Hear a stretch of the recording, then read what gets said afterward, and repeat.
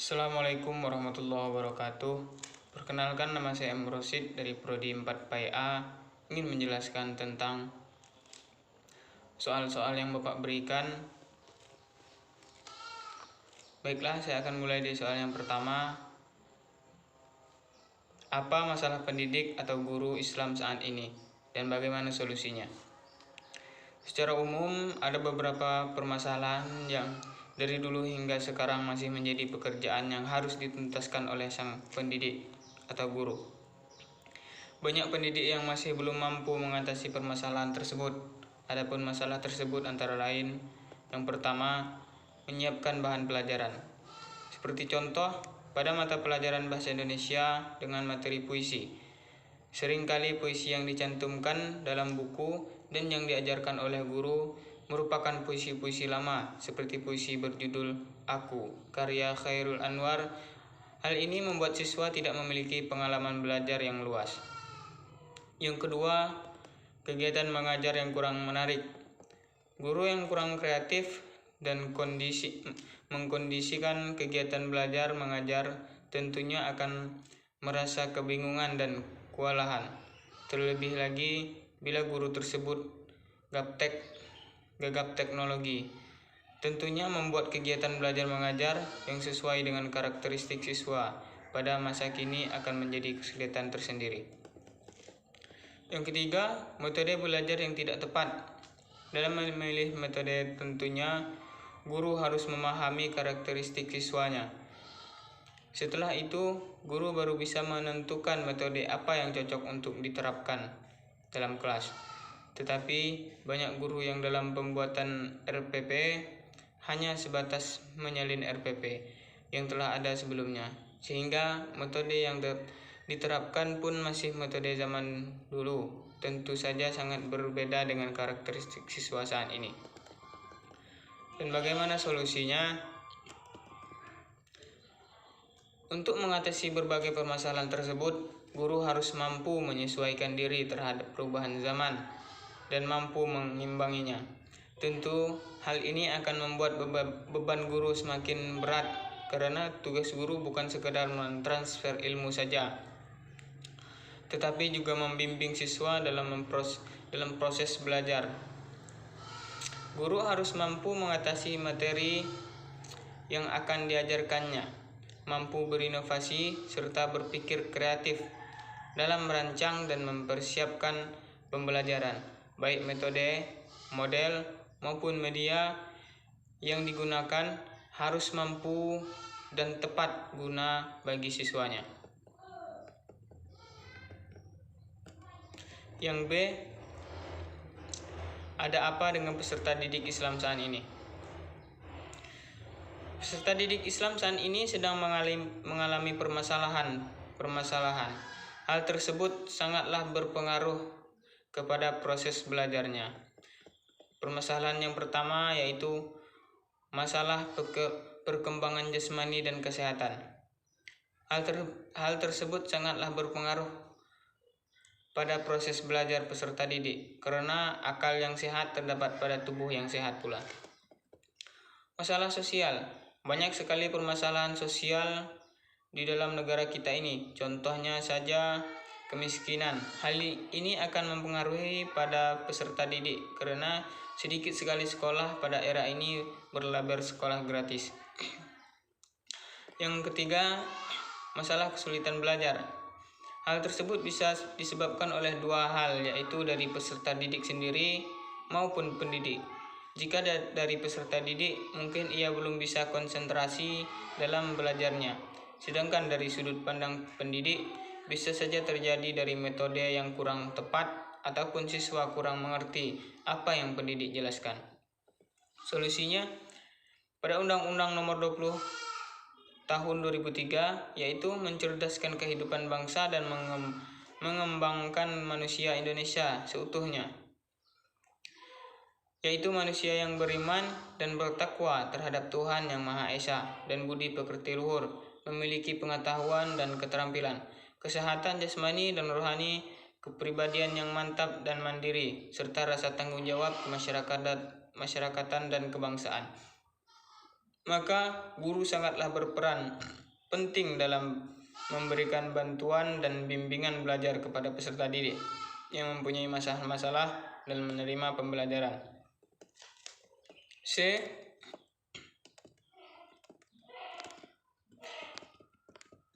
Apa kekurangan dan kelebihan kurikulum pendidikan Islam saat ini dan apa solusinya? Kelebihannya, yang pertama, lebih menekankan kepada pendidikan. 2. Memungkinkan siswa lebih aktif, inovatif, dan kreatif. Yang ketiga, lebih responsif terhadap fenomena sosial yang ada. Yang 4, proses penilaian dilakukan dari semua aspek. Yang kelima, lembaga memperoleh pendampingan dan dari pusat. 6. Mendorong guru untuk semakin kreatif sebagai fasilitator pembelajaran. Yang ketujuh, penyediaan fasilitas belajar semakin efisien. Dan kekurangannya, 1. Guru tidak dilibatkan dalam pembuatan kurikulum. 2. Banyak sekolah yang masih menerapkan KBM konvensional. 3. Banyak guru yang belum memiliki kesiapan mental. 4. Guru banyak salah paham sehingga kurang memberikan penjelasan. Dalam menyusun RPP, guru kurang kreatif, materi yang wajib dikuasai oleh siswa terlalu banyak. 7. Sekolah kurang mandiri di dalam menyiapkan kurikulum yang ada. Kelemahan-kelemahan tersebut disebabkan oleh berbagai faktor, mulai dari faktor kurangnya kompetensi guru, faktor materi pembelajaran untuk siswa, hingga faktor lembaga sekolah dan pemerintah. Berikut adalah beberapa di antara kelemahan kurikulum ini. Solusinya, pada kenyataannya karena adanya perbedaan kemampuan dan pengetahuan guru, belum semua guru mampu mengembangkan kegiatan pembelajaran yang dapat memfasilitasi siswa untuk mengamati fenomena yang terjadi yang berhubungan dengan materi pelajarannya. Hal ini salah satunya yang menjadi hambatan dalam pelaksanaan kurikulum. Oleh karena itu, sangat perlu bagi masing-masing sekolah mengadakan kegiatan. Yang pertama, mengubah paradigma dari pengajaran yang berbasis sistematik materialistik menjadi religius. Yang kedua, mengubah konsep awal paradigma kurikulum menjadi alur yang benar untuk mencapai suatu tujuan yang sebenarnya. Yang ketiga, melakukan pemerataan pendidik melalui pemerataan sarana dan prasarana ke sekolah terpencil, sehingga tidak akan ada lagi siswa di daerah terpencil yang terbelakang pendidikan. 4. Menjalankan kurikulum dengan sebaik mungkin. 5. Membersihkan orang-orang kurikulum dari oknum-oknum tak bertanggung jawab. D. Ada apa dengan sarana dan prasarana pendidik Islam saat ini dan bagaimana solusinya? Sarana dan prasarana adalah salah satu sumber daya yang menjadikan tolak ukur mutu sekolah dan perlu peningkatan terus-menerus. Sering dengan perkembangan ilmu, pengetahuan, dan teknologi yang canggih, sarana dan prasarana merupakan bagian penting yang perlu disiapkan secara cermat dan berkesinambungan, sehingga akan terjamin proses belajar mengajar yang lancar. Dalam hal ini, sarana dan prasarana sangat mempengaruhi dalam proses belajar mengajar, sedangkan saat ini sarana dan prasarana untuk pendidikan memang kurang memadai. Bahkan banyak sarana dan prasarana yang tidak layak untuk proses belajar mengajar. Seperti halnya sarana dan prasarana yang tidak memadai, yaitu gedung kelas bocor, bangku sekolah rusak maupun tidak mencukupi, lapangan yang tergenang air, ketidaklengkapannya buku di perpustakaan, tidak memadainya penggunaan teknologi dan informasi, dan lain-lainnya. Ketika sarana dan prasarana sekolah tidak memadai, maka akan mempengaruhi proses belajar mengajar yang dilaksanakan, yaitu akan menghambat proses mengajar. Guru akan kesulitan dalam memberikan serta menjelaskan materi yang akan disampaikan kepada peserta didik. Begitu juga dengan peserta didik yang kesulitan untuk memahami apa yang dijelaskan oleh guru. Oleh sebab itu, proses belajar mengajar tidak akan berjalan secara efektif dan efisien. Solusinya, pemerintah juga perlu memberikan bantuan terhadap daerah terpencil agar pendidikan dapat berkembang dan tercapai pula tujuan pendidikan tersebut. Dan kurangnya lokasi dana yang terhambat yaitu dalam hal banyak penyalahgunaan dana administrasi sekolah dan adanya oknum-oknum yang tidak bertanggung jawab dalam hal pendanaan, sehingga adanya penyalahgunaan dana dan menghambat proses pendidikan. Apabila kelengkapan fasilitas di atas memadai, dikelola dengan baik, maka sarana dan prasarana berjalan dengan optimal sebaik mungkin, serta bakat dan minat peserta didik dapat lebih dikembangkan lagi, sehingga akan menciptakan lulusan peserta didik yang baik. Mengapa lembaga pendidikan Islam misalnya MIN, MTS, MAN kurang diminati oleh pelajar Islam? Mereka lebih banyak memilih sekolah di SD, SMA, SMP, SMA. Jelaskan penyebab dan tawarkan solusinya. Yang pertama, jenis jurusan. Yang kedua, tujuan pendidikan. Yang ketiga, peluang di masa depan. 4, lama pendidikan. Yang kelima, tempat belajar. 6, dunia kerja. Dari penjelasan di atas, kita sudah bisa mengetahui mengapa siswa lebih meminati sekolah di SMP, SMA, atau SD. Karena dari segi jurusan, dari tujuan pendidikannya, dari peluang di masa depan, dan tempat belajar, dan dari dunia pekerjaan.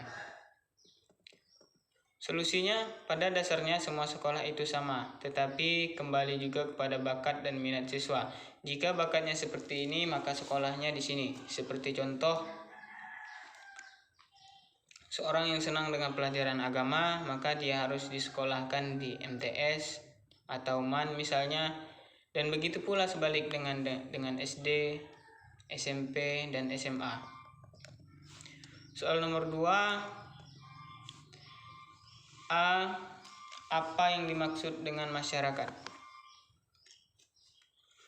Berdasarkan Kamus Besar Bahasa Indonesia, masyarakat merupakan sejumlah manusia dalam arti seluas-luasnya dan terikat oleh suatu kebudayaan yang mereka anggap sama. B.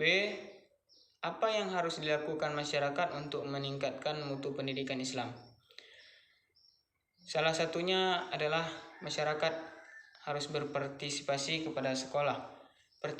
Partisipasi masyarakat sebagai bagian yang penting bagi keberhasilan sekolah dalam meningkatkan mutu, karena tujuan mutu semakin sulit diperoleh jika pemahaman dan dalam dunia intersubjektif siswa dan orang tua guru menunjukkan kesenjangan pengetahuan tentang mutu. Bentuk partisipasi masyarakat dalam pendidikan: yang pertama, kesiapan SDM secara profesional. 2, stakeholder atau mendukung program sekolah. Yang ketiga, menghadiri pertemuan sekolah untuk mengetahui perkembangan siswa. Yang keempat, membantu murid belajar. Yang kelima, mencari sumber lain atau pendukung untuk memecahkan masalah pendidikan. Soal nomor 3, apa yang dimaksud dengan lifelong education? Lifelong education adalah upaya seseorang untuk terus belajar secara sukarela dan berkelanjutan untuk alasan pribadi yang bertujuan untuk mengembangkan pribadi, meningkatkan daya saing dan kemampuan kerja. B. Pandangan Islam terhadap lifelong education untuk menciptakan civil society. Dalam pandangan Islam, sesungguhnya pendidikan dimulai dari Dalam pandangan Islam, sesungguhnya pendidikan tidak dimulai dari sejak kelahiran, tetapi sebelumnya, proses pernikahan sudah ada pendidikan di dalamnya, yaitu seorang diperintahkan untuk memilih calon istri salehah. Di sini berarti mulai dari sejak awal seseorang harus mempertimbangkan dan memperhatikan calon pendidik atau generasi atau calon ibunya. Seiring dengan ini, proses pembangunan di Indonesia bertujuan untuk membangun manusia Indonesia seutuhnya, moral dan material. Membangun manusia yang bermoral berarti membangun kualitas bangsa. John Gardner mengatakan bahwa suatu bangsa akan menjadi besar apabila bangsa itu percaya pada sesuatu, dan sesuatu itu harus berdimensi moral. Sesuatu itu tidak lain adalah agama. Agama akan membentuk manusia bermoral apabila dilakukan melalui jalur proses pendidikan. Pendidikan Islam di Indonesia sebagai subsistem pendidikan nasional pada hakikatnya juga bertujuan untuk berpartisipasi dalam membangun kualitas bangsa dalam segala aspeknya, terutama sekali dalam hal peningkatan moral. Usaha konkret menerapkan lifelong education di lingkungan tempat tinggal. Usaha saya akan selalu tetap memberikan arahan kepada adik-adik, saudara, atau teman, seperti menceritakan pengalaman dan mengajarkan soal agama kepada mereka, seperti mengaji dan sholat, dan hal-hal yang bisa saya berikan dan saya arahkan kepada mereka. Soal nomor 4. A. Ciri khas konsep pendidikan NU dan Muhammadiyah. Pendidikan NU mempunyai dua ciri yang efisien.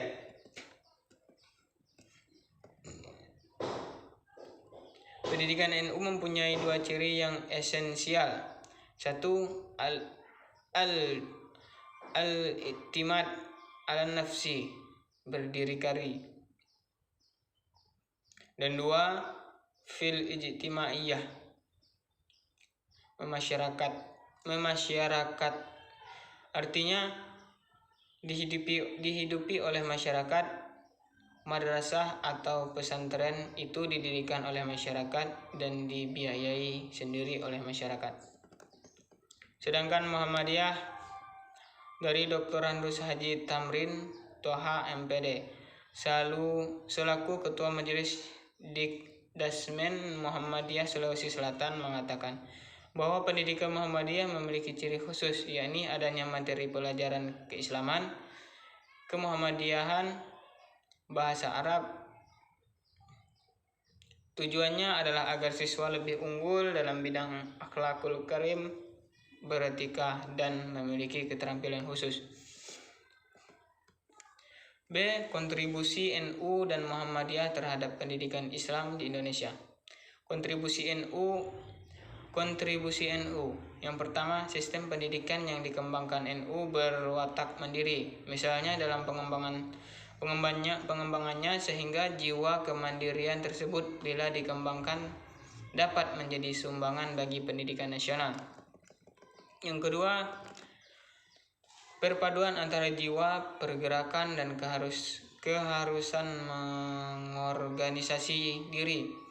Imam Suprayogo mengungkapkan bahwa dalam perkembangannya NU telah menetapkan lembaga pendidikannya pada posisi strategis, yaitu sebagai lembaga pendidikan alternatif, posisi yang bersifat partisipasif.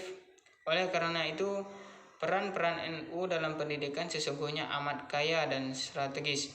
Peran pendidikan NU yang bersifat alternatif adalah pendidikan pesantren yang dikelola dan dikembangkan secara individu oleh para ulama dan tokoh ulama yang juga sudah memberikan sumbangan besar pada masyarakat, pemerintah, dan bangsa ini. NU juga terus memberikan pemahaman segala dengan mengenalkan warisan kebudayaan di kalangan Ahlus Sunnah wal Jamaah dan bentuk bacaan-bacaan ataupun pelajaran madrasah, kesenian-kesenian dan lain-lainnya.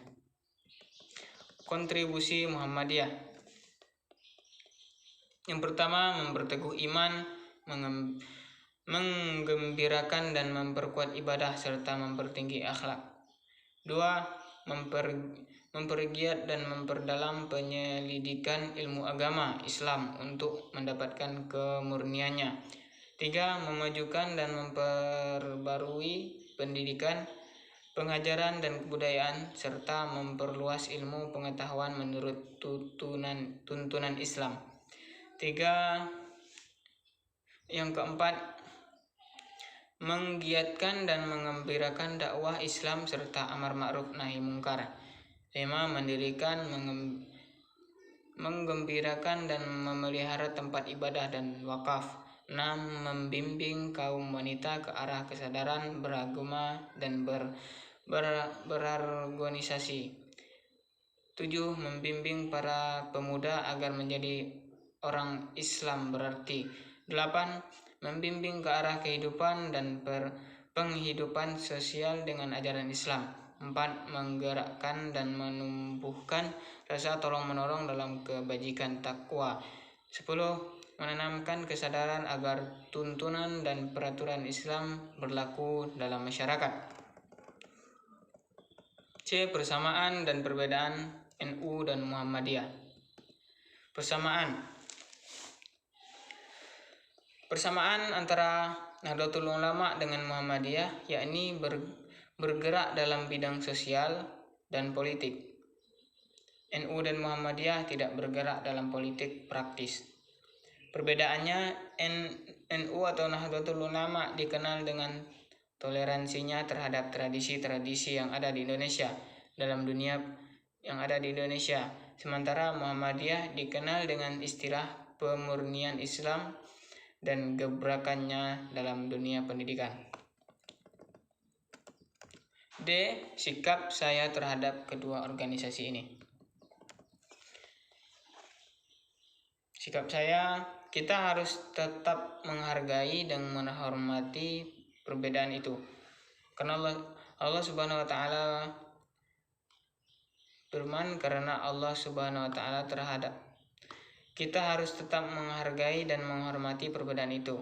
Karena Allah Subhanahu wa taala suka terhadap orang yang tidak suka membuat masalah.